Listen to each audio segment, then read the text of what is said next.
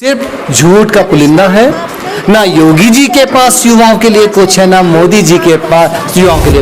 एक नेता था, वो इलेक्शन हार गए। मैंने पूछा कि इलेक्शन क्या रहा तुम्हारा? कहता जीत गया। मैं नहीं यार, इलेक्शन कमीशन के आंकड़े तो कहते हैं आप हार गए।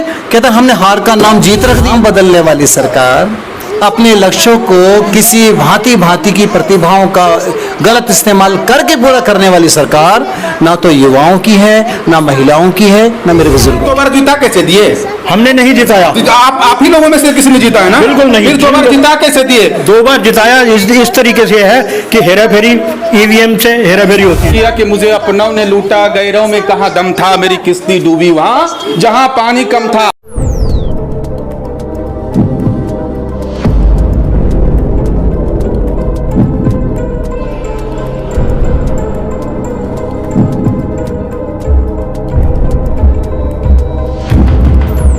और नमस्कार, मैं धीरज झा और मैं अभी हूँ साहिबाबाद विधानसभा क्षेत्र के सर किस गांव में हैं हम?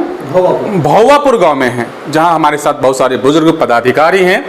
और जब चुनाव नज़दीक आते हैं तो हर एक दल, हर एक नेता अपने पक्ष में वोटरों को लुभाने के लिए प्रेरित हो जाते हैं, कन्विंस करने के लिए जागरूक हो जाते हैं। लेकिन क्या एक बात तो सही है कि जब बुजुर्ग हो तो बुजुर्ग में होश रहता है और जवानों में जोश रहता है। लेकिन जिस दल में बुजुर्ग ना हो तो नेतृत्व विहीन होता है। ऐसा इसलिए कहा जाता है कि कभी बुजुर्ग अपने होश को किसी भी परिस्थिति में नहीं खोते हैं। और जिसका नेतृत्व कोई बुजुर्ग कर रहा हो तो उसकी जीत संभव है 100%। जी हाँ, हमारे बहुत सारे बुजुर्ग हैं हमारे साथ इस गांव के।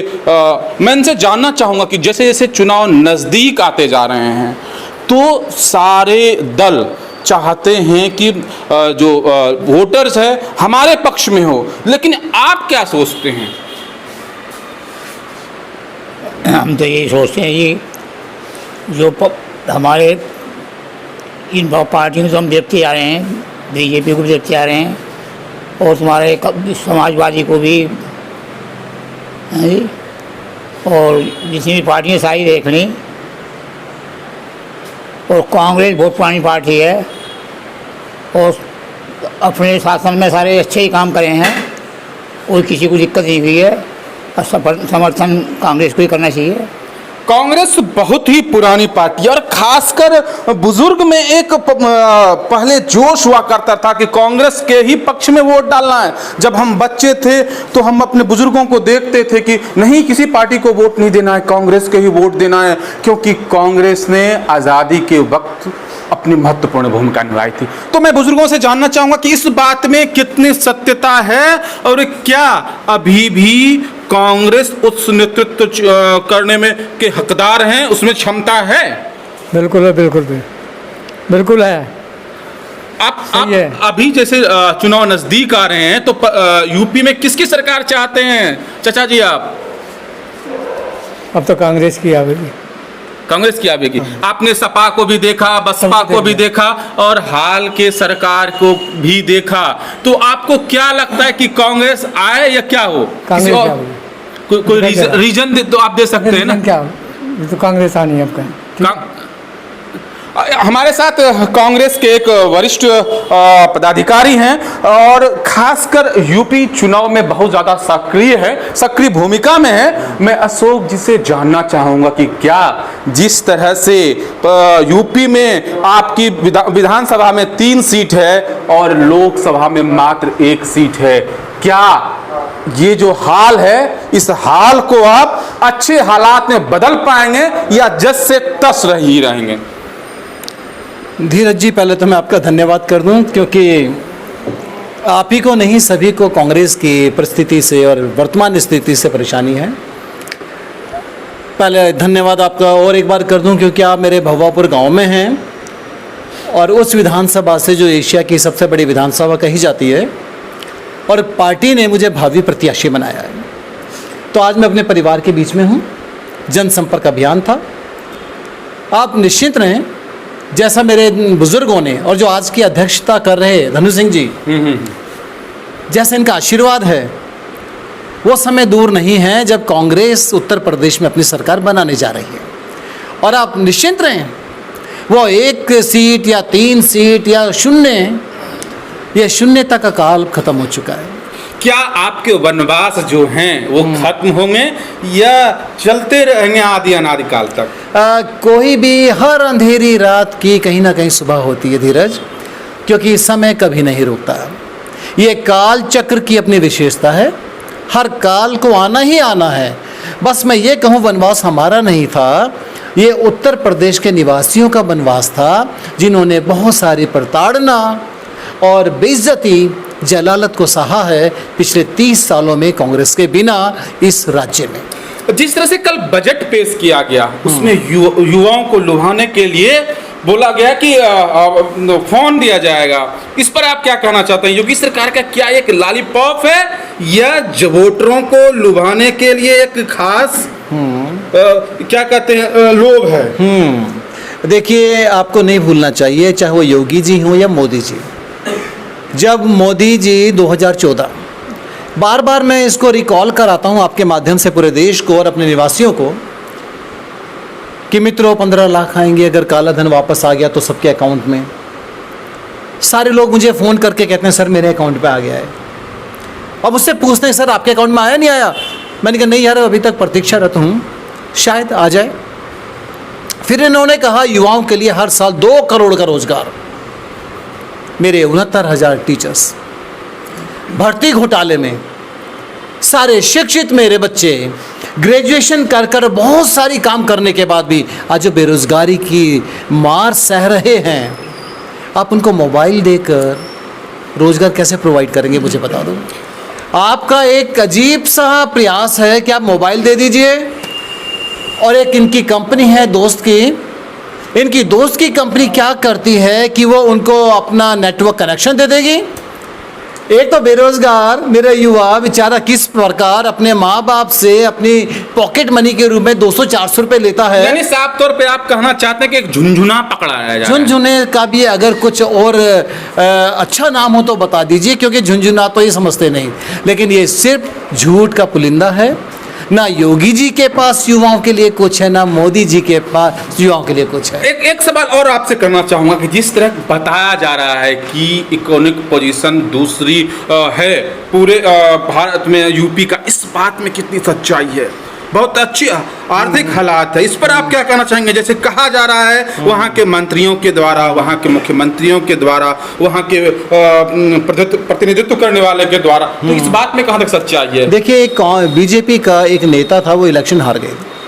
मैंने पूछा कि इलेक्शन क्या रहा तुम्हारा? कहता जीत गया। मैं नहीं यार, इलेक्शन कमीशन के आंकड़े तो कहते हैं हार गए। कहता हमने हार का नाम जीत रख दिया। या हार का नाम ही जीत रख दिया, तुम जीत गए।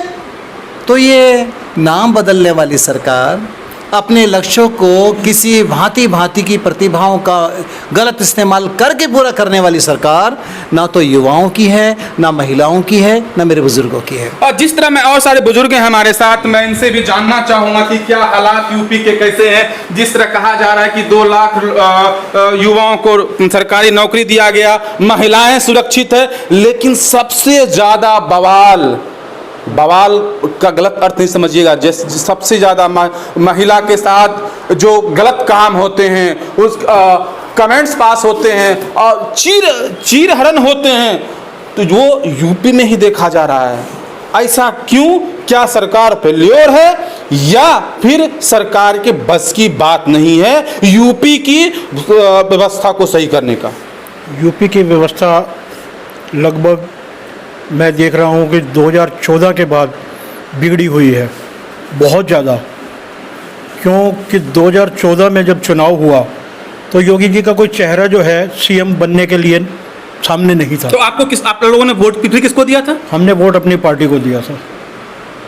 अगर उस समय भी किसी भी व्यक्ति विशेष का सीएम पद के लिए बीजेपी ने उम्मीदवार घोषित नहीं किया था। बिल्कुल नहीं किया। तो फिर उस समय आप नहीं सोच पाए?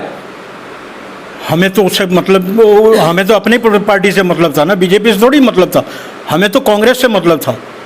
हम कांग्रेस ही हैं। मैं सन 85 से कांग्रेसी हूँ। जन्मजात जैसे कहते हैं कि जो पहली वोट डाला था। एक चाचा एक सवाल है आपसे कि जिस तरह बुजुर्ग अभी भी कांग्रेस के पक्ष में हैं, लेकिन जो नए युवा हैं जो अभी हाल फिलहाल में वोटर बने हैं वो कांग्रेस को नहीं चाहते, आखिर क्यों?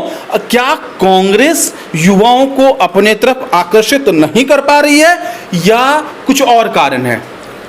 थोड़ी सी हमारे कांग्रेस के लोगों में कमियां हैं और कुछ नहीं, क्योंकि कांग्रेस आज भी जिंदा है और जन्म जन्म तक जिंदा रहेगी। कांग्रेस ऐसी पार्टी है एक कि कांग्रेस से बड़ी पार्टी कोई है ही नहीं। नेशनल लेवल पे आप देख लीजिए, जितनी भी रीजनल पार्टियां हैं कोई कार्य ढंग से नहीं कर पाती। आज बीजेपी जो है, मैं कहता हूं कि आप कह रहे हैं कि 2 लाख लोगों को रोज़गार दिया या 2 लाख इतने लोगों को करोड़ों रुपया दिया, किसी को नहीं मिला। मैं आज यहाँ पे 1997 से रह रहा हूँ इस यूपी में, क्योंकि मैं दिल्ली का रहने वाला था, पहले मैं दिल्ली रहता था। आज मैं 2021 की बात करता हूँ। 2021 में ये कंडीशन बन चुकी है कि 97 में जब यहाँ हम आए थे तो भी सरकार जो है बीजेपी की थी।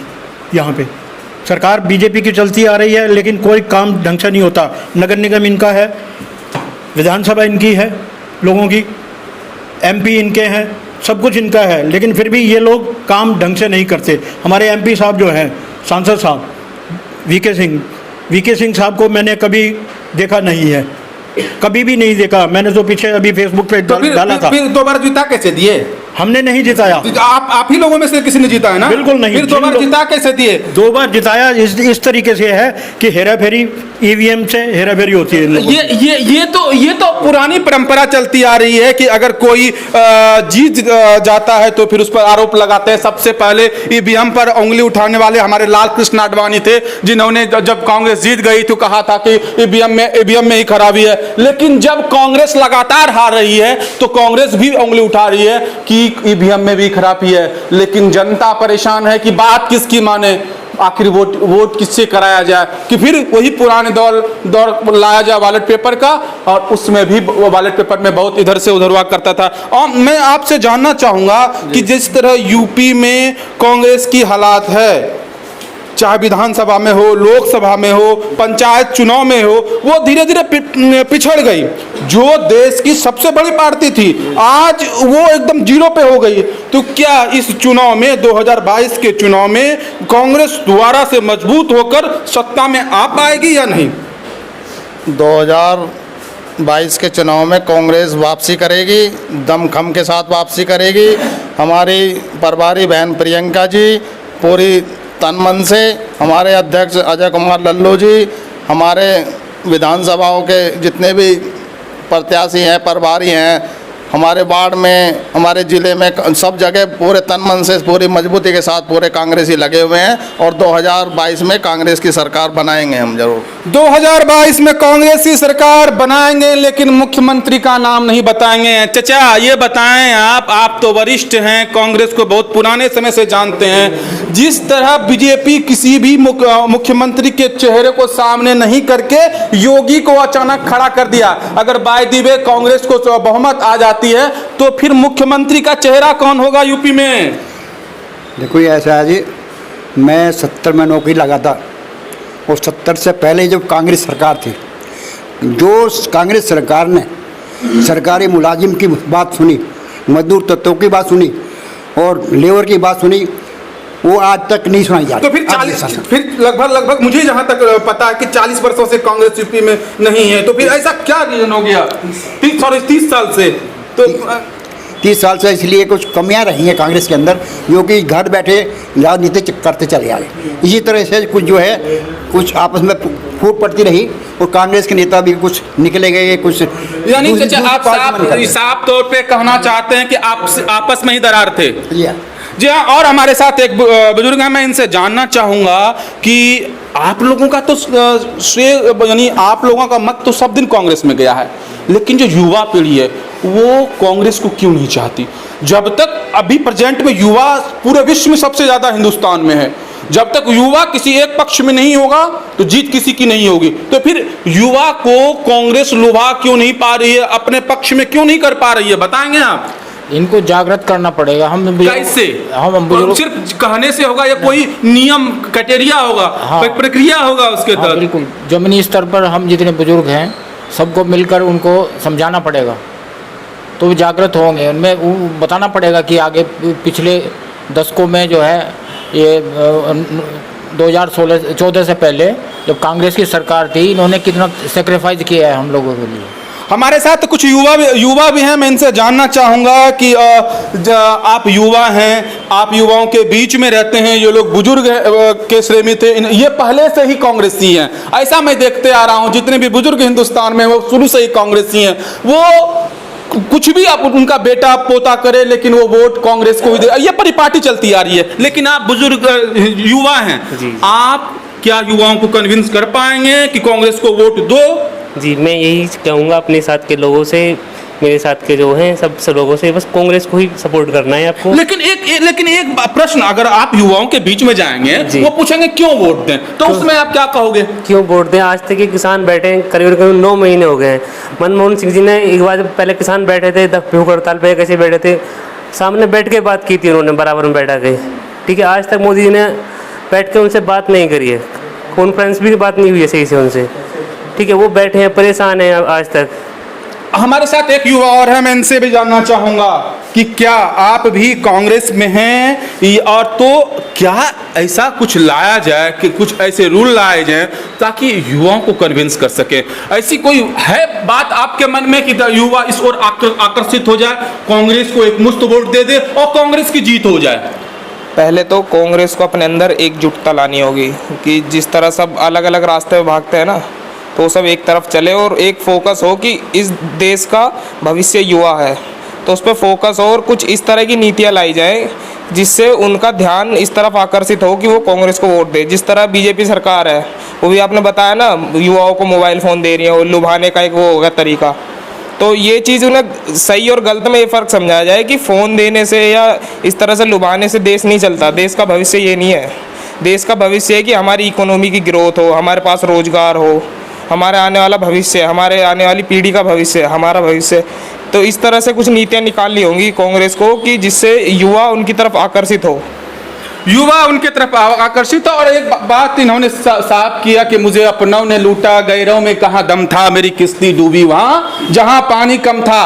तो क्या मैं आपसे जानना चाहूँगा कि जिस तरह कांग्रेस के अंदर ही भीतर घाट है, जिस तरह एक केकड़ा अगर ऊपर चढ़ता है तो दूसरा केकड़ा उसके पीछे जो रहता है उसका टांग खींच के नीचे गिरा देता है, क्या कांग्रेस में भी ये परिपाटी नहीं चलती आ रही है? मेरी बात सुनिए, ये ऊपर से नीचे खींचना ये हर जगह होता है, कांग्रेस में ही ज्यादा। बात सुनिए, अरे कांग्रेस में ही ज्यादा बात क्यों? सुनिए। अब जो कांग्रेस के जो है ये पुनः रचना है, 30 साल से बाहर है ना, ये पुनः रचना है। पुनः रचना में ये है कि ये सबके पास जाया जाएगा, जनसंपर्क किया जाएगा, उनको बताया जाएगा कि हम लोगों से बेहतर कैसे हैं। ठीक है, हम किसी चौक चौगाने वाली चीज़ों में नहीं है, हम भगवा पहन के घूमने वालों में से नहीं है। मगर हाँ, यानी भगवा पर हिंदुत्व का विरोध कर रहे हैं आप? नहीं, हिंदुत्व का बिल्कुल नहीं कर रहे हैं। भगवा पे आप उंगली उठा रहे हैं। दुरुपयोग कर रहे हैं, वो दुरुपयोग कर पहन के दादागिरी दिखा रहे हैं।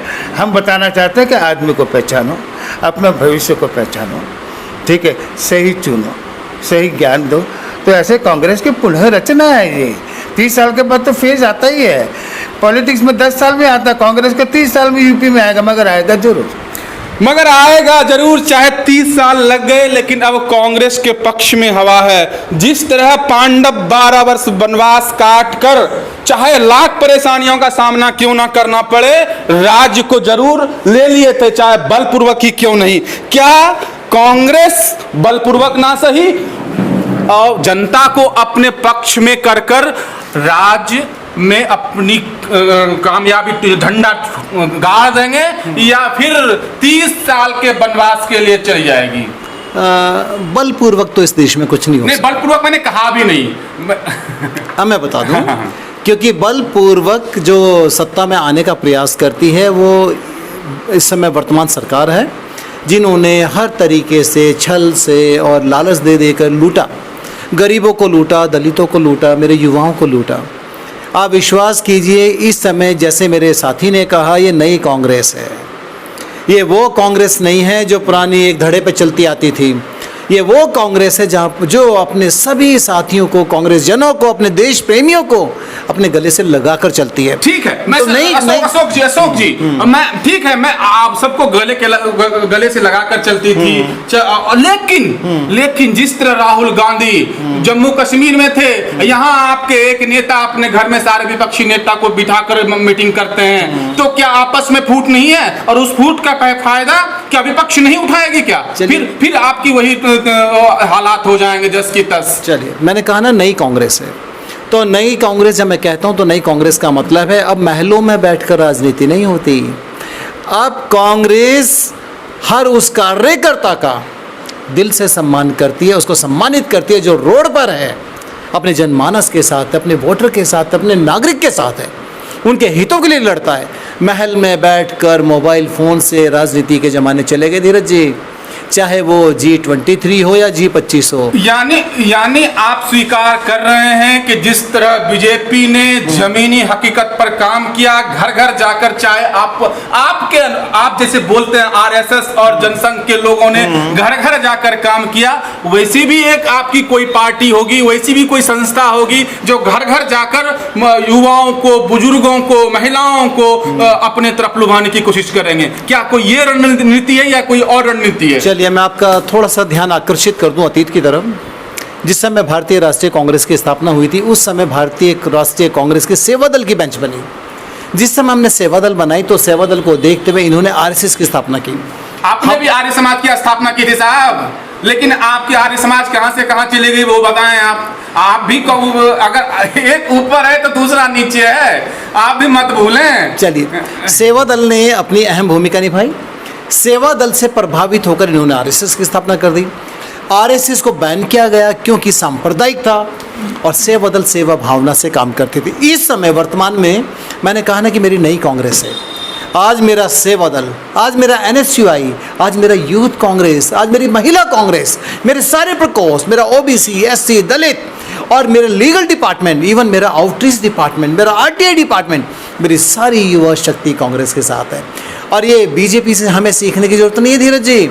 हमने 200 साल की जो अंग्रेजों की गुलामी थी ना, वो हमने आज़ादी पाई थी, बीजेपी ने नहीं सिखाया। बीजेपी हमसे सीखी। समय अंतराल में थोड़ा गुरु रह गया, चेला चीनी हो गया। गुरु को कभी कोई मात नहीं दे सकता। गुड़ खाने से कभी शुगर नहीं होती, चीनी खाने से आप डायबिटिक होगा। भीष्म को उठा लें, परशुराम भी हार गए थे। शास्त्र कहते हैं कि गुड़ और शक्कर का सेवन करो, आप सारी बीमारियों से दूर रहेंगे। और चीनी खाओगे तो भैया जल्दी मरोगे। तो कोई बात नहीं, ये सारे के सारे डायबिटिक लोग, मैं इसको अन्यथा ना लें, डायबिटिक से मतलब चीनी के संदर्भ में कह रहा हूँ, क्योंकि कभी मेरे कुछ नेता गण इसको अन्यथा ले लें और ये कहें कि अशोक जी आप सबको डायबिटिक बोल रहे हैं, तो ऐसा नहीं है। लेकिन अब देखते जाइए, ये हमारी परंपरा थी, हमारी नीतियां थी। हम देश को जोड़कर चलते थे, सबको अपने गले लगाकर चलते थे। भाजपा ने हमारी नीतियों को अपनाया था, लेकिन हम वापस, मैं फिर कहता हूं, ये मेरी नई कांग्रेस है। ये वो कांग्रेस है जिसमें प्रेम है, सद्भावना है। सर, वीडियो थोड़ा लंबा होता जा रहा है, लास्ट में एक सवाल जी। जिस तरह आप पर आरोप लगते हैं और लगते आ रहे हैं कि आप लोगों जब वोटर दूसरे पक्ष में चला गया मतदान, तो उसका एक रीजन है कि आपने बहुत सारे आतंकियों को, जो आतंकवादियों का सहयोग किया, रात के 3 बजे, 12 बजे, 1 बजे सुप्रीम कोर्ट खुलवा दिया और उसके पक्ष में खड़े हो गए। तो क्या इसका इफेक्ट नहीं पड़ेगा क्या? अच्छा, जनता आपके विपक्ष में नहीं जाएगी क्या? ये विपक्ष कह रही है, मैं ये कभी नहीं कह रहा हूं। चलिए धीरज जी, मुझे एक बात बताइए, आतंकवाद की परिभाषा क्या है? कोई ये बता दे आतंकवाद की परिभाषा क्या है? टेररिज्म है क्या? मिलिटेंसी है क्या?